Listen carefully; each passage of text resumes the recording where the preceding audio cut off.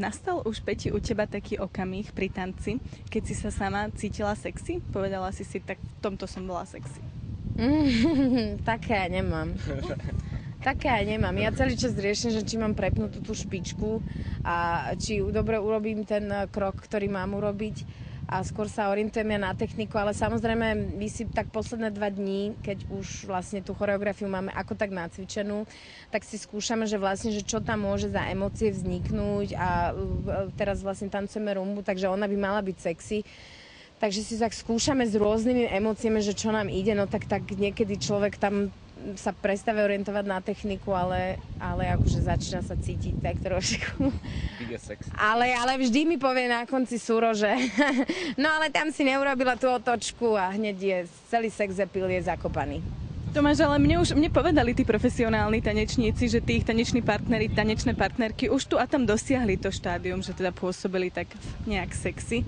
Videl si to už opäť? Dosiahla to už? Ale jasné. Hlavne tento týždeň bola ku koncu týždňa veľmi sexy, lebo pri rumbe sa to nedá nebyť sexy.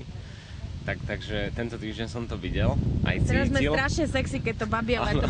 Teraz som sranda, že sneží takto v lete. A ja som chcel ešte niečo povedať, ale čakaj, čo som to chcel. Nepovedz to a budeš sexy.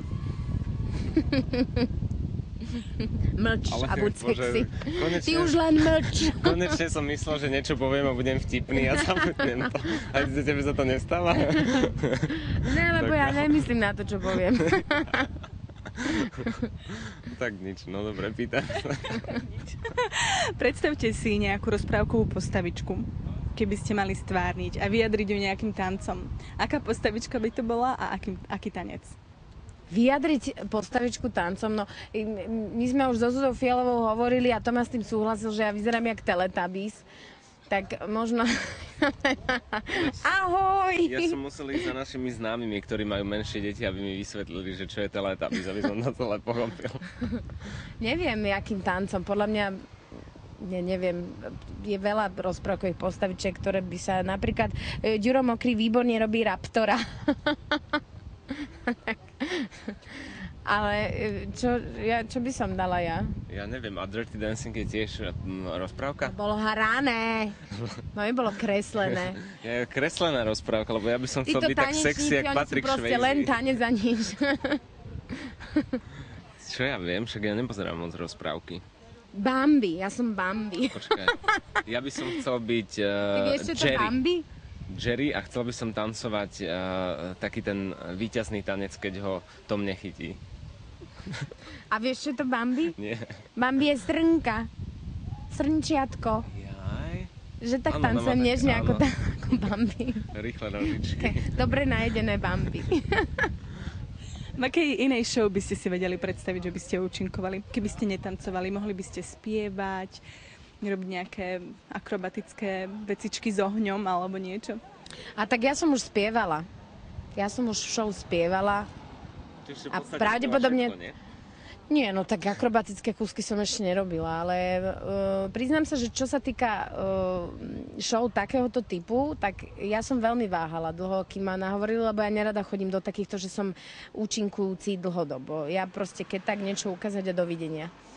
No ale nakoniec neľutujem. Ja neviem, tak pre mňa ešte show nevymysleli, v ktorej by som sa cítil komfortne okrem tejto. Finančnícku show. Finančnícku show o financiách. Že kto najskôr prerobí 1 000 000 korún. Prerob si svoj prvý 1 000 000. Takže nič?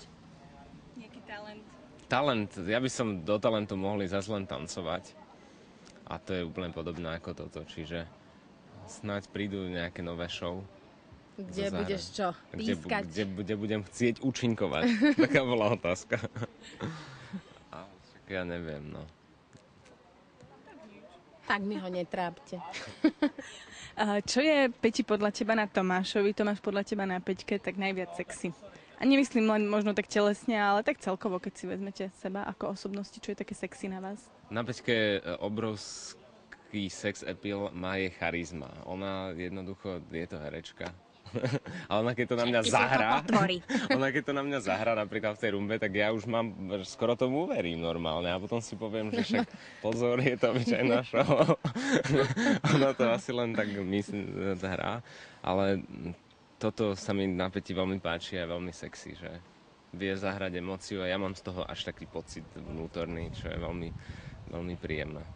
Ja neviem, či sa dá sex appeal tak akože priamo opísať vecne, že čo konkrétne. Ja si myslím, že každý má svoj sex appeal, každý jeden človek, ale každý ho prejavuje inak, no.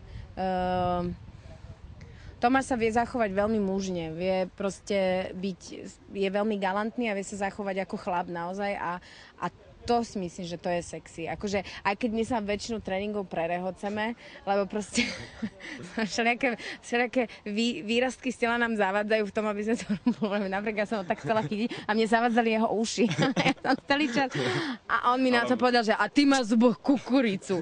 No, tak buďte sexy potom, keď proste na furt niečo zavádza, ale... Je to super, keď človek náchylú na tú minútu 40, ktorú má k dispozícii, proste tomu naozaj tak náchylú uverí. To je vlastne asi myslím, že aj čaro toho hereckého umenia, že a ono sa toto minútou 40 aj končí a proste človek ide a zase sme Tomáša Petra, ale že sa človek môže prevteliť a to je podľa mňa veľmi sexy.